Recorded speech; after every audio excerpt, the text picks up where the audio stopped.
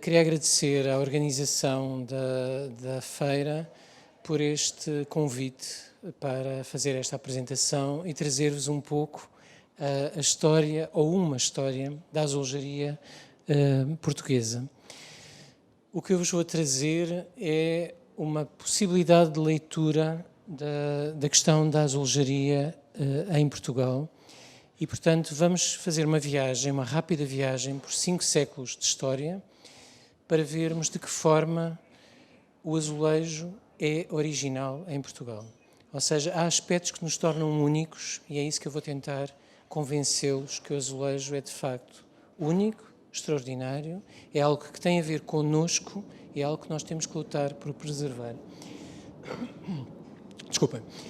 Então, vamos fazer por cada século e explicar um pouco cada século e a reinvenção que cada século traz à azulejaria. O século XVI, podemos dizer que é o tempo da experimentação. O azulejo começa a ser utilizado e pensado para o espaço português. Ou seja, se virmos em Espanha, saltou muito rápido, em Espanha os azulejos são utilizados como padrão para os espaços no século XVI. Ou seja, há uma repetição, cada parede tem uma repetição do mesmo motivo. Os portugueses importam os azulejos deste período, os chamados hispano-moriscos, mas não estão interessados na repetição da padronagem. O que os portugueses queriam nesta altura era a construção de arquiteturas no espaço da arquitetura, arquiteturas fingidas. Outros usavam o tremplé com a pintura mural, no caso dos portugueses usávamos a azulejaria. Vê se o laser funciona. Portanto, como vê, esta peça em góis mais não é do que uma tentativa de reprodução de um vitral feito com azulejos, em que a luz não sai através do vidro, mas é refletida no próprio azulejo. Mas é como se o próprio espaço brilhasse com a luz e a cor. Isto é particularmente único dos portugueses e nós não encontramos este tipo de solução em Espanha. Eu vou ser um bocadinho acelerado, porque a seguir às 7 temos uma apresentação. Eu estou acelerado, porque vim acelerado, mas sempre que tenham dúvidas ou questões a colocar, agradeço que interrompam, porque isto é um pouco como nos casamentos, ou perguntam agora, ou calamos-nos para sempre. Ou poderemos nos encontrar depois no Museu do Azulejo e eu poderei explicar de novo. Por exemplo, o Palácio da Vila de Sintra. O Palácio da Vila de Sintra é um aspecto particularmente curioso da azulejaria portuguesa, da azulejaria em Portugal. Mais uma vez, os azulejos não são produzidos em Portugal, mas o que o Palácio faz, o que nós temos neste Palácio é um dos aspectos fundamentais. Já vimos um, que é a ilusão, o gosto pelo ilusionismo no espaço arquitetónico. O segundo é a criação, um pouco de ilusão, mas de contexto. Quando nós entramos nestas salas do Palácio da Vila de Sintra, o que é que nós sentimos? Sentimos que não estamos dentro de uma arquitetura. É como se nós estivéssemos num jardim, toda a vegetação... agora enganei. Toda a vegetação envolve o muro do jardim, com toda esta simulação desta trepadeira, e, portanto, nós não sentimos que estamos fechados, nós sentimos que estamos num espaço fora. E, portanto, esta noção de ilusão que o azulejo provoca é um dos aspectos mais característicos da nossa azulejaria. Há outros, mas é particularmente interessante ver toda esta composição, e o Palácio da Vila de Sintra tem muito isso. Um outro aspecto, nós hoje vemos, por exemplo, a sede de Lisboa, com toda a sua arquitetura nua, portanto vemos a cantaria, mas, de facto, a Sé era toda ela forrada de azulejos, até ao século XIX. E, portanto, imaginemos o que era a experiência de ver todas as paredes, todas as colunas, todo este espaço forrado com azulejos, e o aspecto fiérico que ele provocava. Não nos esqueçamos que hoje, nós, quando falamos da luz, imediatamente associamos à luz elétrica, mas nós estamos a pensar num espaço que é iluminado por velas, é iluminado por outro tipo de iluminação que não aquela que nós temos hoje. Imaginem o que é o efeito de entrar na sede de Lisboa, por exemplo, há outros edifícios, entrar neste espaço, no século XVI, iluminado por velas, em que a luz é projetada das paredes para as colunas, das colunas para as paredes, todo o espaço brilha com luz. Para uma pessoa que não sabe ler e escrever e está na casa de Deus, o efeito era a arquitetura brilha com a presença do divino. A arquitetura reflete a presença do divino, porque toda ela brilha e toda ela é fiérica em termos de luz. Portanto, o azulejo provocava esta encenação e tinha esta componente imagética, se quisermos dizer, com este tipo de encenação. E, portanto, perdeu-se a partir do momento em que foi retirada. Eu tinha feito aqui um processo em Photoshop, portanto, tínhamos aqui a fotografia e depois fizemos... Desculpem, estou um bocadinho desorientado. Fizemos a montagem com as peças para tentar dar uma ideia do que é que seria a apresentação com a luz desta arquitetura. Com a utilização de uma nova técnica, que é a técnica da majólica, temos um exemplo muito interessante, que é a Capela de São Roque. Nós hoje vamos ali à Capela de São Roque, que fica no bairro Alto, e nesta capela temos um caso interessante. Portanto, temos os dois lados das paredes com azulejos assinados por Francisco de Matos, de 1584. Não sabemos quem é este homem, por mais investigação que se faça, é um indivíduo que continua a escapar-nos a sua identidade. E, portanto, temos de um lado e do outro estas composições com um fundo amarelo. O que é interessante é que o artista pretendeu representar é uma espécie de uma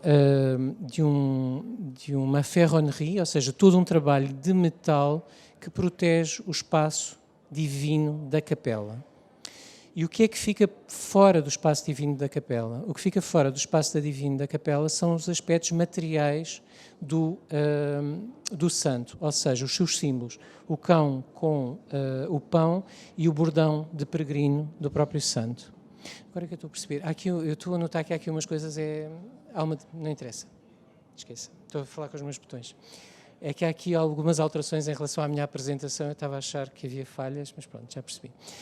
E, portanto, os símbolos do santo estão fora do espaço. Onde eu quero chegar é, o azulejo procura dizer que todo o espaço está protegido pela ferronnerie, pelo trabalho de metal, tudo o que é material fica de fora, como nós próprios ficamos de fora. O que lá está dentro é a imaterialidade do santo.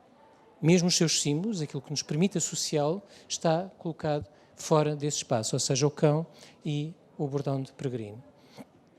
Uma peça também chave desta época é este painel, que é o painel de Nossa Senhora da Vida, que está no Museu Nacional de Azulejos, é um tesouro nacional e é uma das grandes peças do período. O painel, mais uma vez, reflete a ilusão da arquitetura, portanto temos um retábulo, como se fosse um retábulo de mármore, com duas esculturas, uma pintura e um tondo de La Robbia. O painel estava numa capela lateral da Igreja de Santo André, a capela de Nossa Senhora da Vida, e apesar de termos uma imagem da representação da Virgem a dar à luz o menino, Nossa Senhora da Vida, o aspecto fundamental do painel não é o que está aqui representado, mas o que falta ali. E o que é que falta ali? É uma janela. O que é que a janela permitia? Permitia a entrada da luz, luz essa que ao entrar procurava representar o caminho que o Espírito Santo faz ao descer sobre Maria. E quando as pessoas viam este painel, percebiam que Nossa Senhora da Vida é não só a Virgem a dar à luz, mas também a presença de Deus no espaço, porque luz é Deus e Deus é a vida. E, portanto, esta relação é fundamental, é um dos outros aspectos que nos torna únicos, que é a relação direta entre o azulejo, em Portugal, a relação direta entre o azulejo e o contexto onde ele é aplicado. A partir do momento em que se retiram azulejos em Portugal do seu espaço de origem, nós estamos a perder a informação, porque eles são pensados para aquele espaço específico, para aquela informação, eles procuram nos dar contexto. E, portanto, este é outra das ideias que nós não podemos esquecer na azulejaria portuguesa, a ideia do contexto. Praticamente, desde sempre, a azulejaria em Portugal está sempre preocupada em acrescentar algo à arquitetura. Do século XVI, os portugueses foram experimentando, conforme fomos vendo, e no século XVII há uma mudança. Isso é um dos aspectos característicos da nossa azulejaria, a capacidade de nos reinventarmos sempre que possível.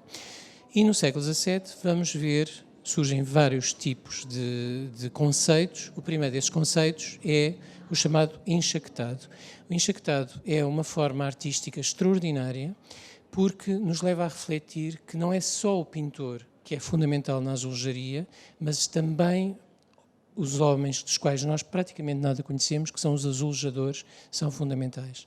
Quando nós olhamos para estas peças, elas no fundo do pintor pouco exigem. São peças em azul e branco, podem ser em verde e branco, o enxaquetado é muito simples e joga com o contraste das cores. O que é fundamental no enxaquetado é a aplicação. E não sei se têm a noção que todas estas peças são cortadas para se adaptar à arquitetura. E são cortadas no momento em que o azulejador está a aplicar o azulejo. Ou seja, tem que imaginar que estes elementos finos faziam parte de um quadrado, de um azulejo, que o azulejador, no momento em que o está a aplicar, está a cortar para o adaptar a cada espaço da arquitetura. E o que nós temos é quase como o desenho de uma arquitetura. Nós, ao olharmos para o azulejo está-nos a evidenciar tudo aquilo que a arquitetura integra. Acabamos por prestar atenção, a nossa atenção é focada para todos os acidentes, para toda a imaginação da própria arquitetura. E é um dos aspectos fundamentais para percebermos estes anónimos, esta gente anónima que aplicou a azulejaria. Temos aqui um exemplo que é visível. Reparem, todos estes elementos foram cortados para se ajustar à concavidade de uma abóbada. E são ajustados de uma forma muito precisa, ou seja, há aqui um cuidado. Quando eles cortam e juntam os elementos, há sempre a preocupação de que os elementos são cortados de forma a ligar ao elemento seguinte. Ou seja, isto não é feito aleatoriamente, nós temos que cortar e vamos encaixar. Não. Há uma preocupação estética nesta aplicação. E, portanto, isto é, de facto, um aspecto também particularmente curioso e muito raro fora do espaço nacional. Esta ideia do corte do azulejo e da sua aplicação. Mais alguns exemplos, conforme podemos ver aqui. E isto leva-nos então a outra dimensão. No século XVII, por isso é que ele foi classificado como o tempo dos padrões, no século XVII os portugueses começam a alargar a padronagem, a criar padrões cada vez mais complexos. Tal como os espanhóis, usamos o módulo de padrão, ou seja, o motivo está fixado num único azulejo. Usamos também o 2x2, ou seja, precisamos de 4 azulejos para termos um módulo que é repetido e começamos cada vez mais a fazer módulos mais complexos, um 4x4, um 6x6, até chegarmos a um 12x12. Mas antes de mostrar o 12x12, queria-vos também chamar a atenção para um aspecto fundamental na padronagem.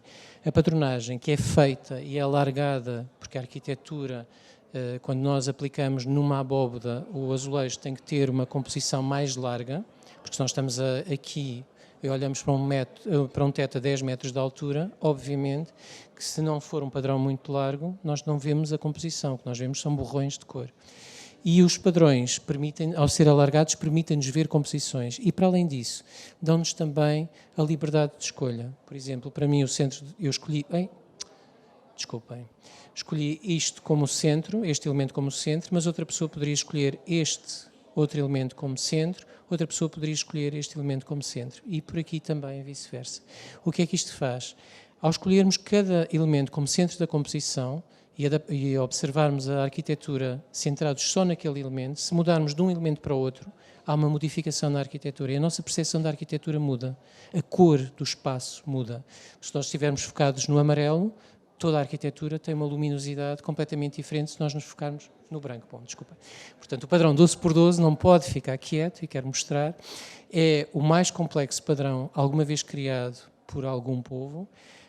Não existe nada tão complexo como isto. Portanto, para termos um módulo de padrão, nós precisamos de 144 peças que são repetidas até ao infinito.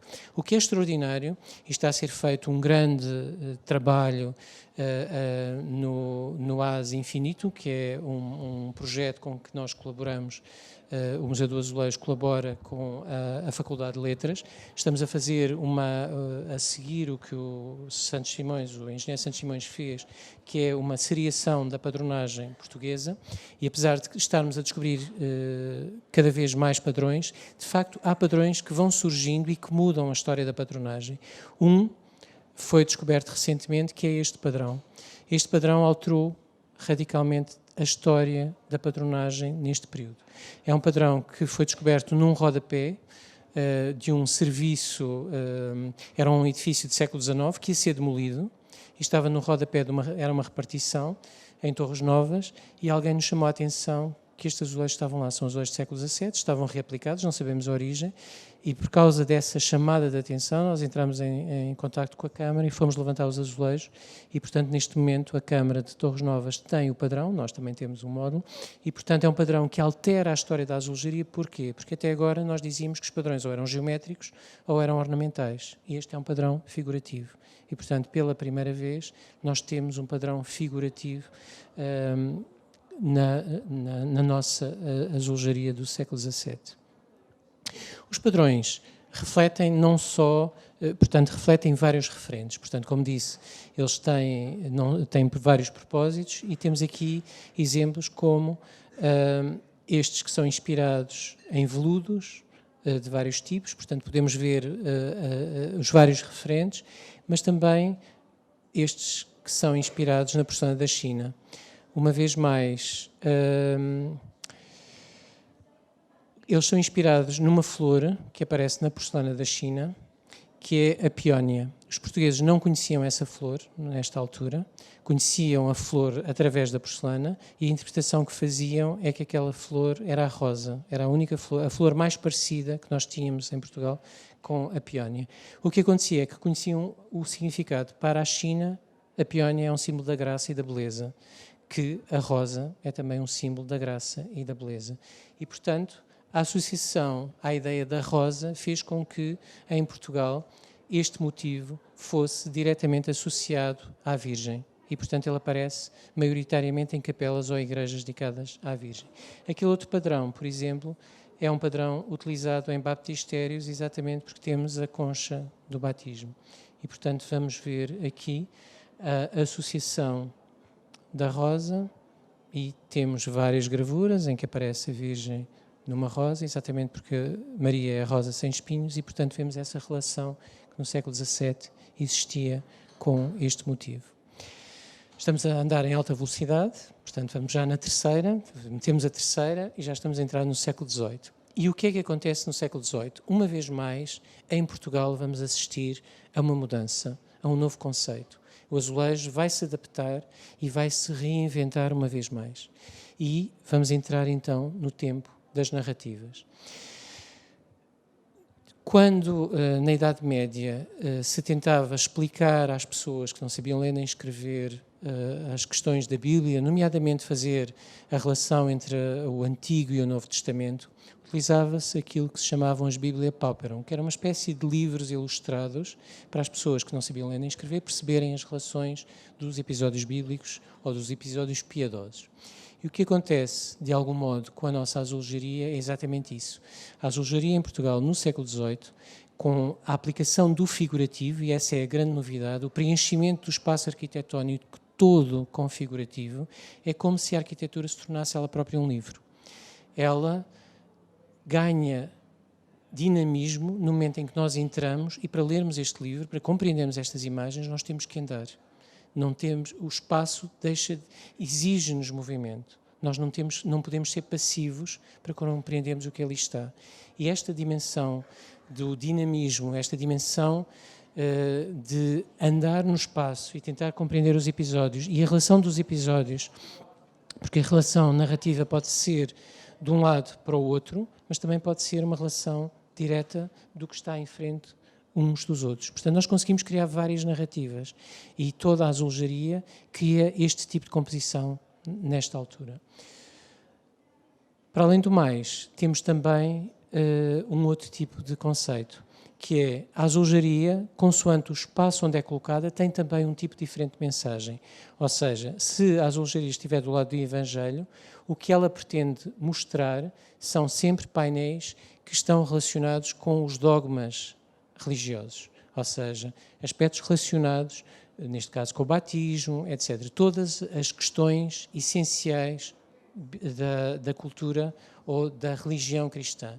O lado da epístola vai buscar todos os aspectos mais ligados à fantasia, aos milagres, aparições, etc. Portanto, a própria colocação dos azulejos não é fortuita.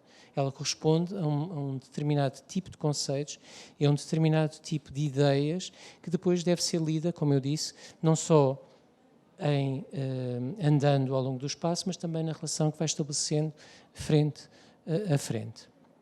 Com o terremoto de 1755, o que acontece é que a destruição da cidade e a sua reconstrução vai obrigar a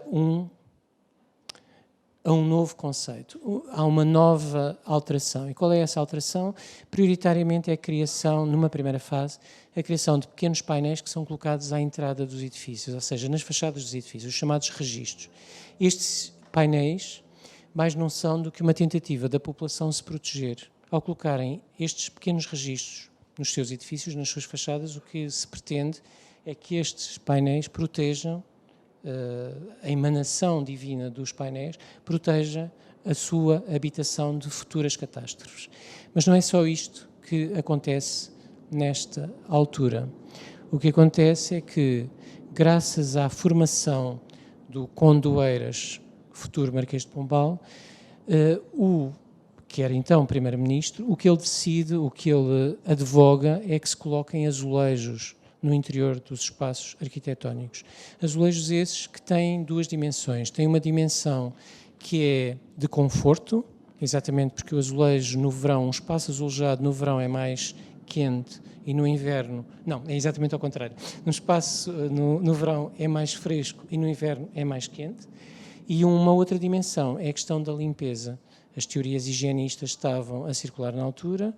Pombal tinha ido à Inglaterra, conhecia as teorias higienistas e, portanto, advoga, de facto, a utilização da azulejaria nestes espaços. Portanto, a azulejaria acrescenta novas dimensões. Começamos a ver as cozinhas serem forradas, nesta altura, com azulejo. Algumas um bocadinho antes, mas nesta altura. Estamos a entrar no século XIX. Coragem, já só faltam 2 séculos. E o que é a Revolução no século XIX? A Revolução no século XIX tem duas dimensões, todas elas relacionadas com o exterior. Pela primeira vez, com exceção dos registros, pela primeira vez o azulejo começa a ser aplicado no espaço exterior, porque até agora ele estava sempre no interior. Podia ser em jardins, mas eram jardins interiores, nunca no exterior.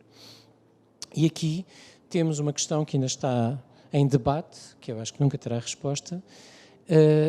Quem é que traz, como é que surgem estes azulejos para o exterior? Uma das questões é que Dom Fernando II, quando faz o seu Palácio da Pena em Sintra, que ele tinha um projeto completamente diferente inicialmente, após uma viagem a Marrocos, ele vai, ao Norte de África, aliás, ele vai ter uma outra ideia e até pela própria influência portuguesa ele decide colocar azulejos na fachada do edifício. E ele queria de tal forma que existissem azulejos na fachada do Palácio da Pena que o que nós vemos hoje é a terceira versão. Ele aplicou 2 versões anteriormente, mas devido ao clima de Sintra, esses azulejos caíam durante a noite. Portanto, ele gastou muito dinheiro, o azulejo é um material muito caro, mas ele investiu muito na azulejaria, na fachada do Palácio. Não só no exterior, mas também nos espaços de higiene. E o que nós temos também é nas cidades a aplicação do azulejo. E aqui o conceito será um pouco diferente. No norte tem a ver, segundo a tradição, com os brasileiros que regressam, com os portugueses que os torna-viagem, os portugueses que foram para o Brasil, ganharam dinheiro e regressam a Portugal e usam azulejo nas fachadas como forma de ostentação. Não é consensual esta ideia, mas é uma ideia que no século XIX surge muito no século XIX. No sul, por influência do rei artista, se o rei coloca azulejo na sua fachada, obviamente que toda a gente quer copiar. Portanto, temos aqui 2 movimentos. O que é que os azulejos, independentemente da origem, que acho que não é exatamente isso que nos interessa neste contexto, ou pelo menos a mim não me interessa, o que é interessante aqui pensar é que a colocação dos azulejos nas fachadas altera a nossa percepção da cidade. A cidade ganha luz. Tal como falámos no século XVI, os edifícios começam a refletir luz e começam a ter um brilho, uma forma, uma transparência e uma cor que de outra forma não há nada que compense. E, portanto, começamos a ver os espaços a ganharem texturas com os azulejos relevados, cor, etc. E isso altera, de facto, o azulejo, ao ser aplicado nas fachadas, torna as cidades quase como cenários de teatro. Não podemos esquecer que estamos no período da ópera. Imaginem os cenários de ópera que, no fundo, são transferidos para a cidade. para o espaço da cidade. E depois não temos só os azulejos, temos as esculturas que são colocadas nas fachadas, temos uma série de elementos cerâmicos que são colocados nas fachadas. E o brilho que a luz provoca e vai criando. Não só o brilho, mas também a textura. O azulejo, apesar de ser um azulejo semi-industrial, não é de facto um azulejo absolutamente industrial, ele tem uma série de imperfeições e o azulejo funciona quase como uma escama. Ele não é absolutamente liso e cria de facto texturas como se estivéssemos a ver algo orgânico. O edifício torna-se praticamente orgânico. E um outro aspecto é, uma vez mais, a importância dos azulejadores. Reparem, o corte, todas as peças são recortadas para se ajustar à arquitetura. E ainda mais esta noção. O azulejo, ao escolher-se diferente tipo de emolduramento, diferentes tipos de frisos, reparem como o mesmo padrão nos provoca visões diferentes. Como este friso é mais azul, temos a sensação que o padrão aqui é mais frio, é mais azul. Este padrão com um friso com mais amarelos, temos a sensação que ele é mais quente. Mas, de facto, é exatamente o mesmo padrão. E, portanto, esta preocupação de criar distinções nos edifícios é fundamental nesta aplicação. E ela representa a ascensão de uma nova classe social, a burguesia, que tem dinheiro, pode comprar azulejos, mas não tem dinheiro suficiente para fazer palácios. Mas, ao fazer isto, no fundo, está a criar a ideia que a sua casa é um palácio e a sua casa, cada casa, tem a sua identidade. Exatamente porque a aplicação dos azulejos lhes dá uma identidade e uma autonomia diferente. Chegamos ao século XX, estamos a ir num bom tempo, e o século XX é o período da arte pública. Uma vez mais, começamos a ver aspectos muito interessantes no século XX. Por exemplo, no Norte, a presença da azulejaria nas fachadas das igrejas é muito curiosa, porque nós estamos no período da República, ou seja, num período de transição, em que há um sentimento anticlerical e ao nós pormos azulejos nas fachadas que narram acontecimentos religiosos, estamos a dizer que a cidade é um espaço religioso.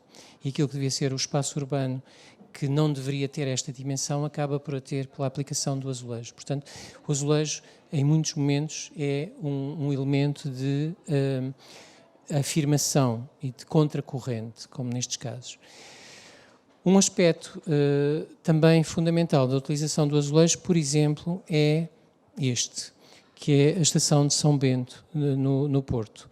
É um dos primeiros casos de um espaço de utilização de transportes públicos com a aplicação de azulejo. Quando a estação é azulejada, o objetivo é tornar o espaço agradável a quem vai apanhar o comboio. E quem vai apanhar o comboio, muitas vezes eram pessoas que teriam medo de apanhar o comboio. O comboio não é um animal, é algo mecânico. E, portanto, temos que imaginar que em 1903 a maioria das pessoas não teria muito à vontade para estar em algo que não se consegue controlar, que é uma máquina. E, portanto, ao azulejar o espaço da estação de São Bento, o que acontece é que, por um lado, estão a dar ao espaço da estação a ideia de um palácio, é algo que é dignificado. E se nós podemos entrar neste espaço, se nós podemos usar este espaço, nós próprios nos sentimos algo mais dignificados. Portanto, nós somos convidados para estar dentro deste palácio. E, por outro lado, sentimos o conforto do azulejo, porque o azulejo é algo que está relacionado connosco. E, portanto, esta questão, esta dimensão é muito interessante na utilização da azulejaria.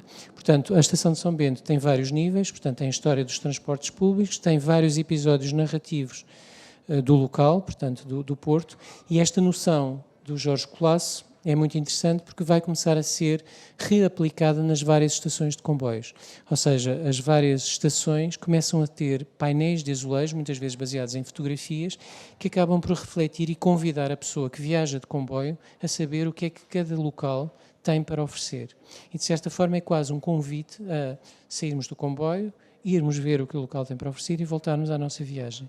E, portanto, esta noção de cartão postal em azulejo, esta espécie de publicidade do espaço, é também uma dimensão muito curiosa da azulejaria no século XX, este convite ao local, que de certa forma acaba por podemos encontrar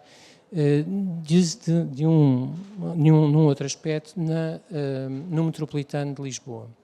O Metropolitano, uma vez mais, quando se faz o Metropolitano, a ideia de colocar azulejos é para tornar o espaço confortável e o espaço com que nós nos consigamos relacionar. É um espaço que nos amedronta, portanto, nós temos que descer às profundezas da terra para ir apanhar um transporte público, uma vez mais não controlamos, e que é de alta velocidade, e, portanto, a colocação do azulejo dá-nos conforto, sentimos-nos em casa nestes espaços. E quando Maria Keila é convidada a fazer as várias estações de comboios, uma vez mais ela vai buscar a ideia do contexto. Ou seja, todas estas composições que são tão abstratas, tão aparentemente abstratas, elas de facto estão relacionadas com o espaço onde a azulejaria vai ser aplicada. Por exemplo, estes que estão no Rossio estão relacionados com o Hospital de Todos os Santos, Hospital do século XVI, e portanto ela vai buscar referentes relacionados com a azulejaria do século XVI para esta estação, que vai buscar a ideia de um edifício que era icónico, que já não existe, mas que marcou aquele local. Estes que já não existem, que estavam na estação dos restauradores, fazem referência ao passeio público, ao grande jardim público que ocupava o que é hoje a Avenida da Liberdade. E, portanto, ela joga com estes meandros, com esta noção do bucho, aquelas composições dos jardins franceses em bucho, que, no fundo, eram um reflexo do jardim público. E vamos vendo outros locais, a forma como o azulejo reflete a memória e como transforma o espaço. A Avenida Infante Santo, aqui tão próxima, estas são imagens da Avenida em 1955, era uma zona muito degradada, que trazia a memória dos pescadores que moravam no local e que foi reabilitada, reformada, e hoje temos os edifícios para uma classe média alta, que foi ocupar este local, cuja memória era, de facto, a memória de pescadores pobres, de um bairro pobre. E o que nós vemos nos azulejos é exatamente isso, na maioria deles. É sempre a ideia do contexto e a ideia da memória. Vemos os barcos, o pescador, as crianças no molho, o pescador, que é o grande painel de Maria Keila, com a figura do pescador, ou este, da Alice Jorge e de Júlio Pomar, em que há um confronto entre o passado e o presente. Uma menina que olha de um prédio cá para baixo, uma criança que joga aqui com uma daquelas rodas, portanto, o passado e o presente a conviverem e a memória do espaço. Um outro caso que é particularmente interessante, é um dos meus preferidos, é o grande painel que está na Avenida Carlos Gulbenkian. O painel que está na Avenida Carlos Gulbenkian foi uma peça encomendada em 1970 e o painel ocupa todo aquele espaço, todos nós conhecemos o painel, mas o que é certo é que a Câmara de Lisboa, quando o viu, em 1970, achou que o painel era de tal forma fiérico em termos de cor, que era perigoso aplicá-lo. E, portanto, o painel só é aplicado 10 anos depois, na década de 80. Exatamente, porque neste espaço nós só conduzimos. Portanto, ninguém anda a pé ali. Portanto, andamos sempre de carro. E havia o medo das pessoas a conduzirem, distraírem-se, olharem para as cores e haver acidentes. Mas o painel tem várias narrativas. E quais são essas narrativas? Por um lado, o que o artista pretendeu representar é uma viagem de carro do Rio a Monsanto. E, portanto, nós vamos vendo a passagem das várias cores numa viagem de carro. Vamos vendo o azul do rio, vamos vendo estas tonalidades das cantarias da cidade, vemos uns avermelhados que são os telhados, o céu, etc., até chegarmos ao verde de Monsanto e ao rosto do entardecer do sol. E, portanto, é uma viagem de carro. Mas o painel tem um segredo. E qual é o segredo? O que ele pretende, o que está ali representado de facto é a imagem de um Volkswagen. O artista pegou numa fotografia de um Volkswagen, transferiu a imagem para o painel e desconstruiu, mas conseguimos ver ainda aqui a pega do carro e vários elementos do carro. Porquê é que ele não deixou lá o Volkswagen? Ele não precisava de mostrar o Volkswagen, nós estamos no nosso próprio carro e vamos a conduzir por ali. O que interessa é saber que aquele é um espaço onde nós conduzimos e a imagem está lá, o contexto está lá, o referente está lá, mas nós não precisamos de o saber porque nós fazemos parte da própria narrativa do local. Outro que também é um painel extraordinário e abriu o caminho para o século XXI é o grande painel que está no Oceanário de Lisboa, do arquiteto americano Ivan Chermayev. O que é que ele fez? Quando lhe foi encomendado o Oceanário de Lisboa, ele decidiu que, obviamente, se vai fazer um edifício para Portugal, neste caso para Lisboa, o edifício tinha que ter azulejos. E tinha que ter azulejo azul e branco, enfim. E então, o que é que ele faz? Ele pega em fotografias do fundo do mar e essas fotografias, desculpem, há aqui um problemazito. Portanto, ele pega em fotografias do fundo do mar e pixeliza as imagens. E cada pixel da imagem fotográfica é um azulejo. Portanto, quando nós vemos isto, só este elemento, não percebemos o que é que aqui está representado. Vemos uma composição abstrata. Para nós vermos toda a composição, temos que ver o painel todo integrado. E esta ideia da pixelização das imagens é um dos aspectos que está agora a ser trabalhado por alguns artistas contemporâneos. A pixelização da imagem de forma a multiplicá-la e aplicá-la em espaços arquitetónicos. Portanto, ele abre caminho para o século XXI neste aspecto. Desculpem.